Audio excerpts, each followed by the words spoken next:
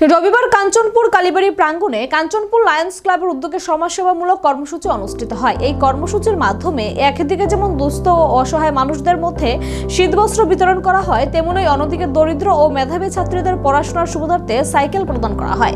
অনুষ্ঠানে প্রধান অতিথি হিসেবে উপস্থিত ছিলেন কাঞ্চনপুর বিধানসভার বিধায়ক ফিলিপস কুমার রিয়াং ও বিশেষ অতিথি হিসেবে উপস্থিত ছিলেন মাছমারা কেন্দ্রের এমডিসি স্বপ্নরানী দাস। এছাড়াও অনুষ্ঠানে উপস্থিত ছিলেন কাঞ্চনপুর লায়ন্স ক্লাবের সভাপতি নবাশিক খেরাত, সহসভাপতি হিমাদ্রি পাল সহ ক্লাবের অন্যান্য সকল সদস্যবৃন্দরা।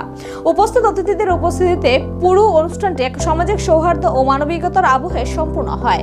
এই দিনে মহকুমার বিভিন্ন প্রান্ত থেকে আগত মোট 60 জন দুস্থ ও অসহায় মানুষের মধ্যে মোট 120টি শীতবস্ত্র বিতরণ করা হয়। পাশাপাশি সমাজের ভবিষ্যৎ প্রজন্মের শিক্ষার প্রতি গুরুত্ব দিয়ে মহকুমার 3টি বিদ্যালয় থেকে আগত 3 জন দরিদ্র ছাত্রীকে সাইকেল প্রদান করা হয়। অনুষ্ঠানে বক্তব্য রাখতে গিয়ে বিধায়ক ফিলিপস কুমার রিয়াং কাঞ্চনপুর লায়ন্স ক্লাবের এই মানবিক ও প্রশংসনীয় উদ্যোগের ভূয়সী প্রশংসা করেন। তিনি বলেন, সমাজের গরিব ও দুস্থ মানুষের পাশে দাঁড়ানোই প্রকৃত সমাজসেবা। লায়ন্স ক্লাব দীর্ঘদিন ধরে এই ধরনের কাজ করে চলেছে।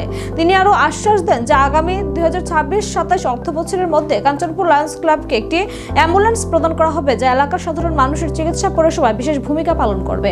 আমি অ্যাম্বুলেন্স দেওয়ার চেষ্টা করব, কিন্তু যেহেতু আপনারাও জানেন ফান্ডটা সেভাবে না, আর এরিয়া অনেকই বড়, অনেক জায়গাতে জলের সমস্যা, অনেক জায়গাতে রাস্তার সমস্যা, অনেক জায়গাতে ইনফ্রাস্ট্রাকচার লাগে, স্কুল স্ট্রাকচার লাগে।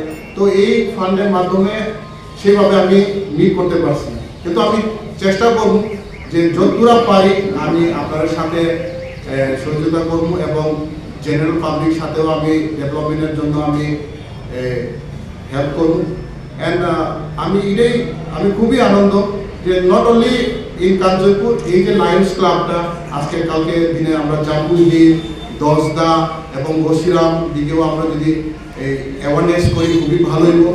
আর এখনের যে সিচুয়েশন আমরা দেখলাম পলিউশন, আমি স্পেশালি আপনার মাধ্যমে আমি বলতে চাই যে আমরা এখানে যে ওয়েস্টেজ, যে পলিথিন, যে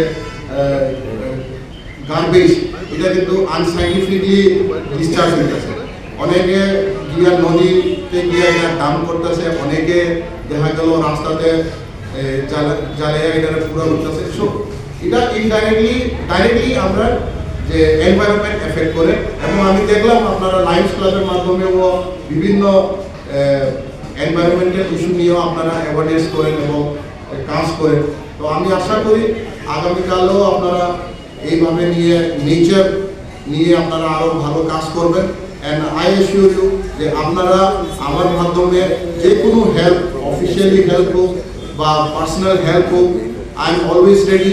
আমি আপনাকে 100% হেল্প করবো। তো এটা বলে আমার এখানে বক্তব্য